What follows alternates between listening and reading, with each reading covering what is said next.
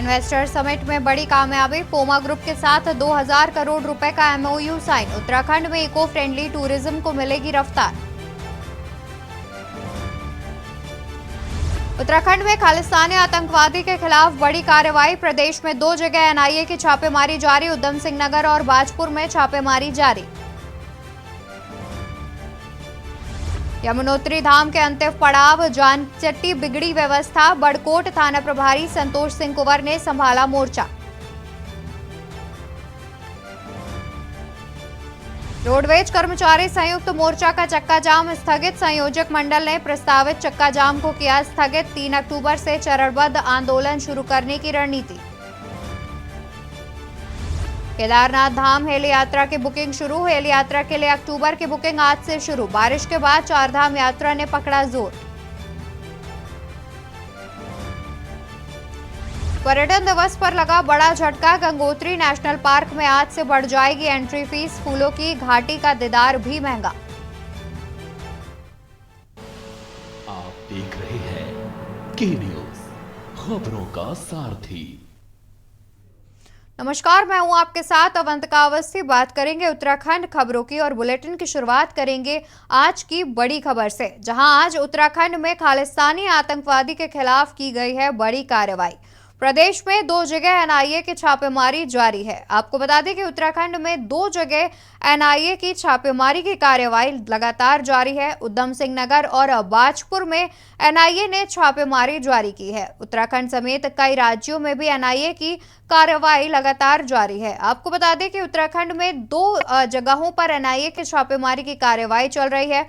खालिस्तानी समर्थक के संबंध में कनेक्शन में एनआईए छापेमारी की कार्रवाई कर रही है। बता दें कि 2 जगहों पर एनआईए की छापेमारी लगातार जारी है। वहीं उत्तराखंड समेत देश के अन्य राज्यों में भी एनआईए ने छापेमारी चालू करी है।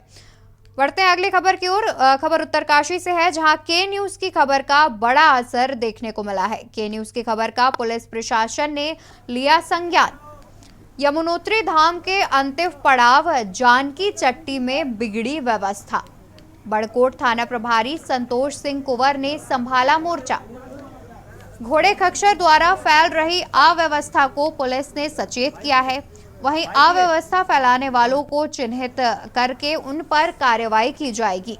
घोड़ा पड़ाव में ही अव्यवस्थित घोड़े रखने के निर्देश जारी किए गए हैं। यात्रा काल में हुड़दंग करने वालों को नहीं बख्शा जाएगा। बता दें कि एसएचओ ने निर्देश जारी किए हैं, जिनमें यात्रा काल में हुड़दंग फैलाने वालों पर बख्शा नहीं जाएगा, उन पर कठोर कार्रवाई की जाएगी। मजदूर और अन्य व्यक्तियों को परेशान करने वालों पर भी कठोर कार्रवाई की जाएगी। बता दें कि के न्यूज की खबर का बड़ा असर हुआ है, जिसके बाद के न्यूज ने ये खबर प्रमुखता से दिखाई थी, जिसके बाद पुलिस प्रशासन ने इस मामले का संज्ञान लिया है और एसएचओ ने कड़ाई से निर्देश देते हुए कहा है कि कोई भी हुड़दंग मचाते हुए पाया गया तो उस पर कठोर कार्रवाई की जाएगी।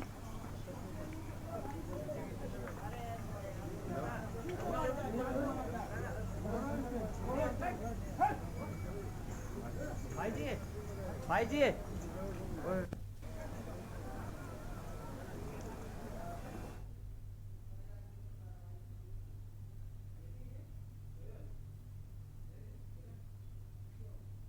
तो बता दें कि उत्तराखंड के 2 जगहों पर एनआईए की छापेमारी लगातार जारी है।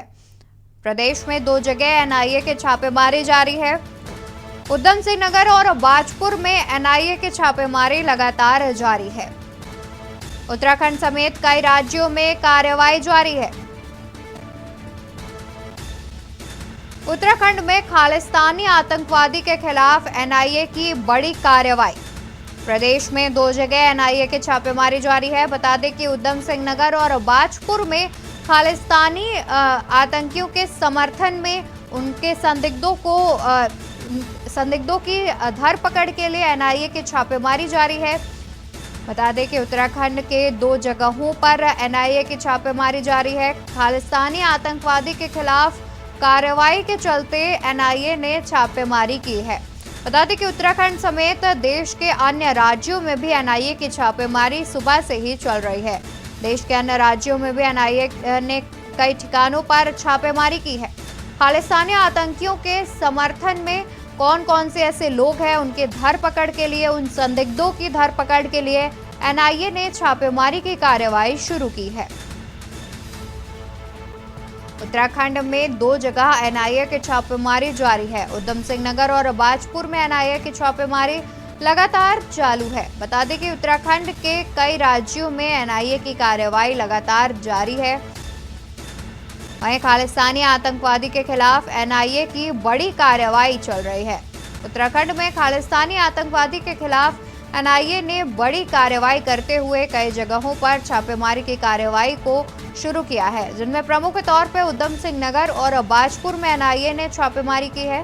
आपको बता दें कि एनआईए ने उत्तराखंड समेत देश के कई अन्य राज्यों में भी छापेमारी की कार्रवाई शुरू की है। उन राज्यों के कई अलग अलग ठिकानों पर एनआईए छापेमारी कर खालिस्तानी आतंकवादी के समर्थकों को पकड़ने की कोशिश में है। आपको बता दें कि आज देश के कई राज्यों में खालिस्तानी आतंकियों के समर्थन में कौन से ऐसे लोग हैं, कौन से ऐसे संदिग्ध हैं, उनको पकड़ने के लिए एनआईए ने देश के अन्य राज्यों में छापेमारी की कार्रवाई की है, जिसमें उत्तराखंड के 2 जगहों पर उधम सिंह नगर और बाजपुर में छापेमारी की है। 2 जगहों पर एनआईए ने छापेमारी की है। बता दें कि उधम सिंह नगर और बाजपुर में एनआईए ने की है छापेमारी।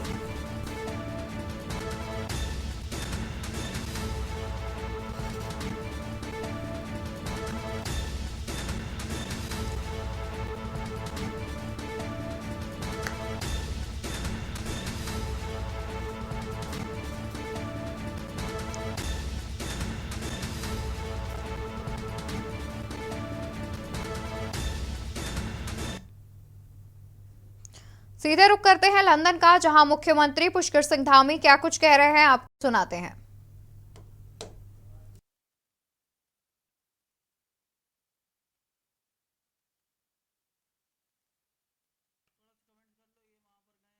समिट के तहत ब्रिटेन दौरे पर हैं मुख्यमंत्री पुष्कर सिंह धामी, जिसके तहत वो लंदन में एक जनसभा को संबोधित कर रहे हैं। बता दें कि इन्वेस्टर्स को प्रदेश में न्योता देने के लिए ब्रिटेन के दौरे पर गए हैं मुख्यमंत्री पुष्कर सिंह धामी, जिसके बाद वो लंदन में अपने कार्यक्रम कर रहे हैं। बता दें कि लंदन में उनका एक कार्यक्रम रखा गया है, जिसमें वो संबोधित कर रहे हैं। इन्वेस्टर्स को लुभाने के लिए, इन्वेस्टर्स को न्योता देने के लिए ब्रिटेन दौरे पर है मुख्यमंत्री पुष्कर सिंह धामी। आपको बता दें कि उत्तराखंड में इन्वेस्टर समिट की शुरुआत दिसंबर में होगी। उसके तहत ब्रिटेन दौरे पर हैं मुख्यमंत्री पुष्कर सिंह धामी। आपको बता दें कि ब्रिटेन दौरे पर मुख्यमंत्री पुष्कर सिंह धामी गए हुए हैं, जहां पर वो इन्वेस्टर्स समिट के तहत जो भी निवेशक हैं उनको लुभाने के लिए, उनको राज्य में न्योता देने के लिए गए हैं। सीधे सीधे एम्प्लॉयमेंट भी मिल रहा है। भारत में शिक्षा, retail, consumer goods, life sciences, स्वास्थ्य सेवाएं, बुनियादी ढांचे वो क्षेत्र हैं जिनमें ब्रिटेन द्वारा निवेश किया गया है। वर्तमान में ब्रिटेन द्वारा भारत में ऊर्जा, परिवहन, दूरसंचार जैसी बुनियादी ढांचागत परियोजनाओं में निजी निवेश को आकर्षित करने के लिए पीपीपी मॉडल पर भी तेजी से काम किया जा रहा है। मुझे यह बताते हुए हर्ष हो रहा है कि भारत ब्रिटेन में दूसरा सबसे बड़ा फॉरेन डायरेक्ट इन्वेस्टमेंट करने वाला, एफडीआई करने वाला देश है। और आज सब देख रही है, पूरी दुनिया देख रही है कि हमारे चमत्कारिक नेता, दूरदर्शी नेता और कर्मयोगी के रूप में आदरणीय प्रधानमंत्री मोदी जी के नेतृत्व में जो भारत की तस्वीर है वो तेजी से बदल रही है, वो समूचे विश्व के सामने है। और आज प्रत्येक क्षेत्र में कहीं न कहीं भारत विश्व को दिशा देने का कार्य कर रहा है, चाहे वो आज शिक्षा का क्षेत्र हो, हेल्थ का क्षेत्र हो, बुनियादी ढांचे के विकास का क्षेत्र हो, साइंस एंड टेक्नोलॉजी हो।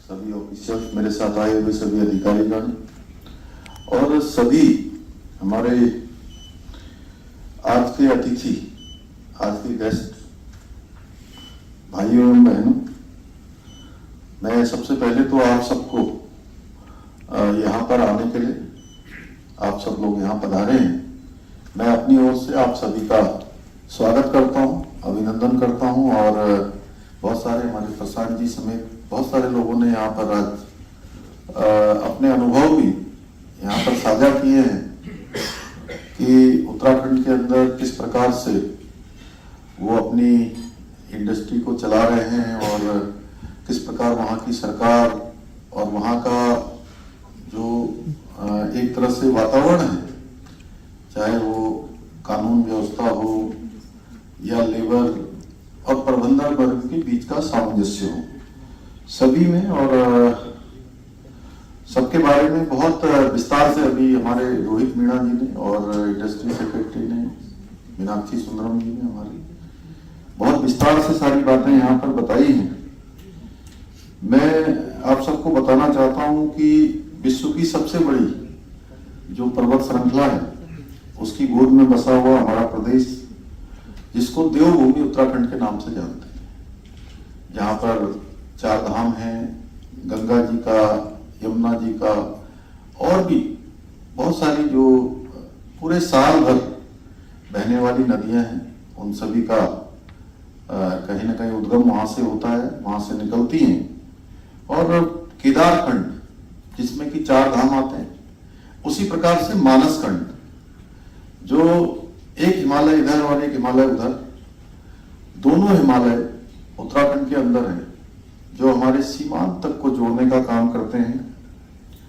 यहाँ पर जहाँ बद्रीनाथ धाम है, वहीं हरिद्वार, ऋषिकेश, ऐसे अनेकों स्थान, और मैं एक स्थान की चर्चा करूं ये बहुत कम हो जाएगा। आप उत्तराखंड में आएंगे तो ये डेस्टिनेशन आपको दिखाए जा रहे थे, 1 डेस्टिनेशन, 2 डेस्टिनेशन, 3 डेस्टिनेशन। आप जहां जाइए, जिधर को आपकी नजर जाएगी, जहां तक आपको दिखाई देगा, हर जगह नया डेस्टिनेशन है।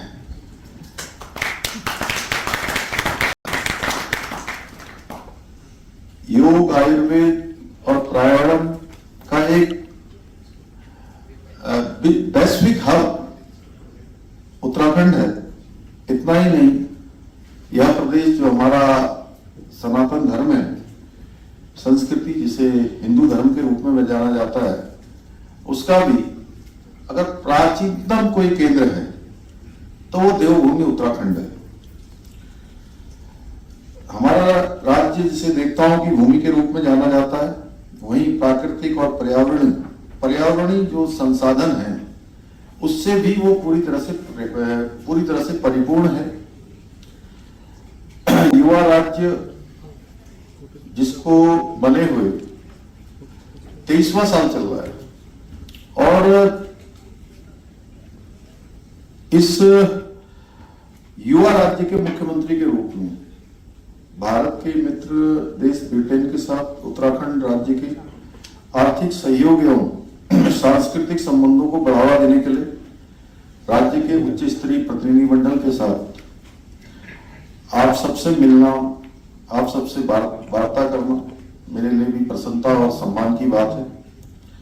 और मैं अत्यंत प्रसन्नता के साथ कह सकता हूं कि भारत और ब्रिटेन के बीच जो द्विपक्षीय रणनीतिक साझेदारी वर्षों से मजबूत हुई है, और मेरा विश्वास है कि हाल ही में, आज मैं यहाँ पार्लियामेंट गया था तो वहाँ सांसद गणों से भी मेरी भेंट हुई थी, और जिस प्रकार से नई दिल्ली में जो हमारे प्रधानमंत्री आदरणीय मोदी जी की लीडरशिप में G20 की समिट आयोजित हुई, उससे और अधिक पूरे दोनों देशों के बीच संबंधों को और मजबूती मिली है।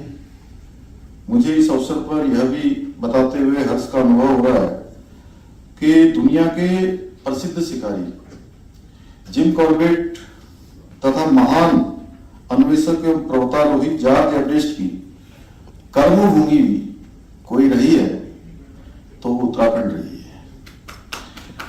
यह भी एक सुखद संयोग है कि ब्रिटेन एवं उत्तराखंड, इंग्लैंड और उत्तराखंड की जो भौगोलिक परिस्थितियां हैं एवं जलवायु है, आज मैं जब पार्लियामेंट में गया था तो वहां से देख रहा था कि सामने नदी बह रही है, तो ऐसा लगता था कि उत्तराखंड और ये यूके टू यूके ये बड़ा यूके है, वहाँ भी है, एक दूसरे को जोड़ने का काम करता है। ब्रिटेन में भारतीय मूल के लगभग 1.5 मिलियन लोग कार्यरत हैं। तो यहाँ आप सुन पा रहे थे मुख्यमंत्री पुष्कर सिंह धामी को, जो कि ब्रिटेन के दौरे पर हैं। बता दें कि उत्तराखंड में दिसंबर में ग्लोबल इन्वेस्टर्स समिट होनी है, जिसके चलते इन्वेस्टर्स को लुभाने के लिए और उन्हें न्योता देने के लिए वो ब्रिटेन के दौरे पर गए हैं। खबरों में आगे बढ़ेंगे, उससे पहले यहाँ रुकेंगे एक छोटे से ब्रेक के लिए, जल्द हाजिर होंगे। आप देख रहे हैं के न्यूज, खबरों का सारथी। ब्रेक से वापस आ गए हैं, रुक करेंगे खबरों का और बात करेंगे राजधानी देहरादून के, जहां उपनल कर्मी आज से करेंगे सत्याग्रह। उपनल कर्मी आज से करेंगे सत्याग्रह। समान काम समान वेतन की कर रहे मांग। उपनल कर्मचारी महासंघ ने आंदोलन का किया ऐलान। ऊर्जा निगम और UGVNL में सत्याग्रह शुरू। खबर देहरादून से, जहां उपनल कर्मी आज से करेंगे सत्याग्रह। समान काम समान वेतन की कर रहे हैं मांग। उपनल कर्मचारी महासंघ ने आंदोलन का किया ऐलान। बता दें कि ऊर्जा निगम और UGVNL में सत्याग्रह करेंगे शुरू।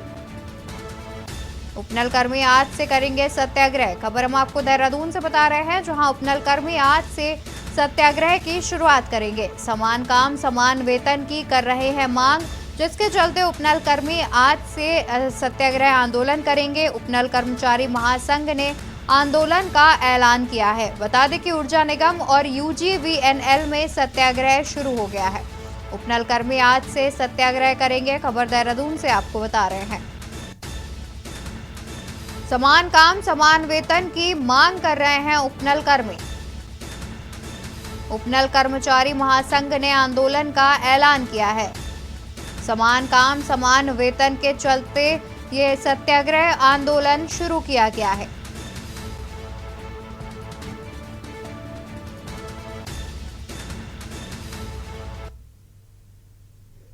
खबर देहरादून से, जहां केदारनाथ धाम हेली यात्रा की बुकिंग हुई शुरू। हेली यात्रा के लिए अक्टूबर से बुकिंग शुरू की जा रही है। संयोजक मंडल ने प्रस्तावित चक्का जाम को किया स्थगित। अधिकारियों के आश्वासन के बाद लिया गया फैसला। दून में हुई बैठक में कर्मचारियों ने बनाई रणनीति। 3 अक्टूबर से चरणबद्ध आंदोलन शुरू करने की बनी रणनीति। 6 अक्टूबर को टनकपुर वर्कशॉप में होगा कार्य बहिष्कार। लंबित मांगों पर कार्रवाई न होने पर सचिवालय कूच की चेतावनी। नई बसों की खरीद और डग्गामार बसों के खिलाफ की जाएगी कार्रवाई। 6 अक्टूबर को टनकपुर वर्कशॉप पर होगा कार्य बहिष्कार। लंबित मांगों पर कार्रवाई न होने पर सचिवालय कूच की चेतावनी। नई बसों की खरीद और डग्गामार बसों के खिलाफ कार्रवाई। तमाम लंबित मांगों के पूरा न होने से है नाराज। रोडवेज कर्मचारी संयुक्त मोर्चा का चक्का जाम हुआ स्थगित। खबर आपको देहरादून से बता रहे हैं। संयोजक मंडल ने प्रस्तावित चक्का जाम को किया स्थगित। अधिकारियों के आश्वासन के बाद लिया गया फैसला। दून में हुई बैठक में कर्मचारियों ने बनाई रणनीति।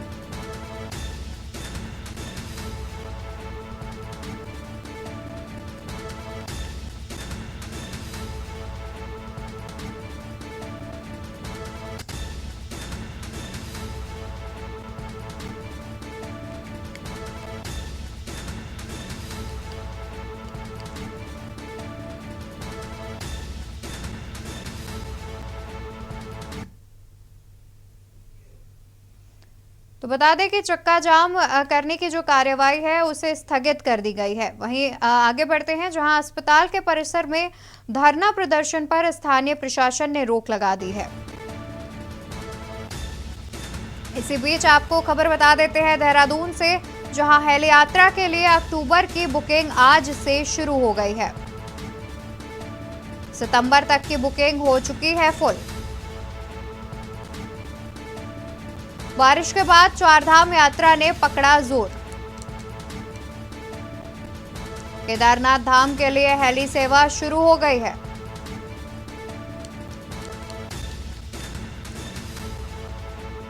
बता दें कि वेबसाइट पर जानकारी दे दी गई है। 1 अक्टूबर से 31 अक्टूबर तक ऑनलाइन बुकिंग दोपहर 12 बजे से शुरू कर दी जाएगी। श्रद्धालु पोर्टल पर जाकर करा सकते हैं बुक। खबर देहरादून से, जहां केदारनाथ धाम हेली यात्रा की बुकिंग शुरू कर दी गई है। हेली यात्रा के लिए अक्टूबर की बुकिंग आज से शुरू हो गई है। सितंबर तक की बुकिंग हो चुकी है फुल। बारिश के बाद चारधाम यात्रा ने पकड़ा जोर। केदारनाथ धाम के लिए हेली सेवा फिर से शुरू कर दी गई है।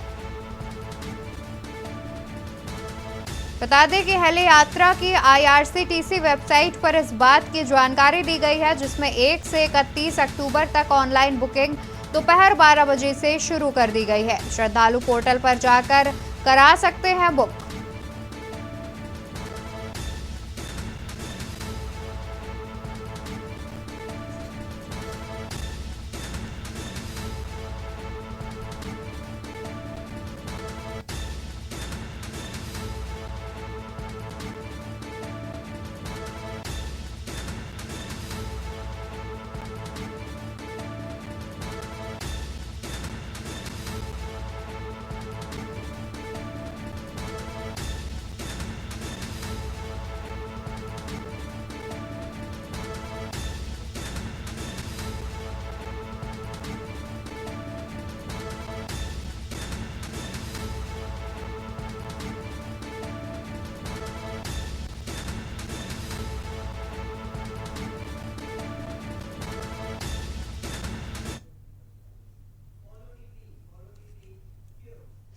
खबरों में आगे बढ़ते हैं।